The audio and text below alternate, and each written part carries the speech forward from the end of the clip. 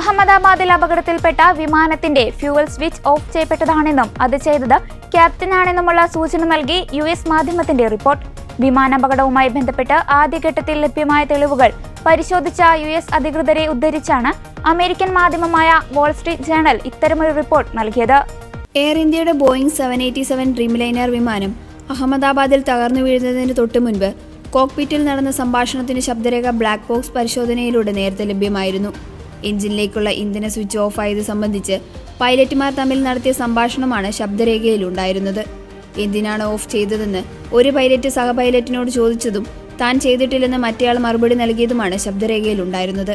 ഇതാരോട് പറഞ്ഞതെന്ന് സംബന്ധിച്ച് നേരത്തെ പുറത്തുവന്ന പ്രാഥമിക അന്വേഷണ റിപ്പോർട്ടിൽ വ്യക്തമാക്കിയിരുന്നില്ല.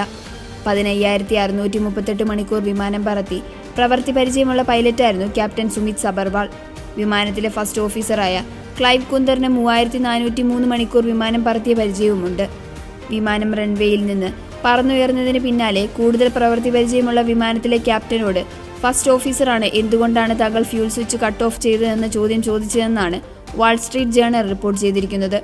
അതേസമയം വാൾ സ്ട്രീറ്റ് ജേണലിന്റെ റിപ്പോർട്ട് സംബന്ധിച്ച് ഇന്ത്യയിലെ വ്യോമയാന മന്ത്രാലയം, directorate general of civil aviation, aircraft accident investigation bureau, air India പൈലറ്റുമാരുടെ 2 സംഘടനകൾ എന്നിവരോട് പ്രതികരണം തേടിയെങ്കിലും മറുപടി ലഭിച്ചില്ല എന്ന് വാർത്താ ഏജൻസിയായ റോയിറ്റേഴ്സ് റിപ്പോർട്ട് ചെയ്തു.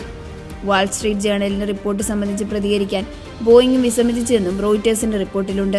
ജൂൺ 12-ന് അഹമ്മദാബാദിൽ എയർ ഇന്ത്യ വിമാനം തകർന്നു വീണ് യാത്രക്കാരടക്കം 260 പേരാണ് കൊല്ലപ്പെട്ടത്. 2 പൈലറ്റുമാരും 10 ക്യാബിൻ ക്രൂ അംഗങ്ങളടക്കം 242 യാത്രക്കാരാണ് വിമാനത്തിലുണ്ടായിരുന്നത്. ഇതിലൊരാളൊഴികെ എല്ലാവരും മരിച്ചു. വിമാനം തകർന്നു വീണ മെഡിക്കൽ കോളേജ് ഹോസ്റ്റൽ കെട്ടിടത്തിലുണ്ടായിരുന്നവരും മരിച്ചവരിൽ ഉൾപ്പെടുന്നു.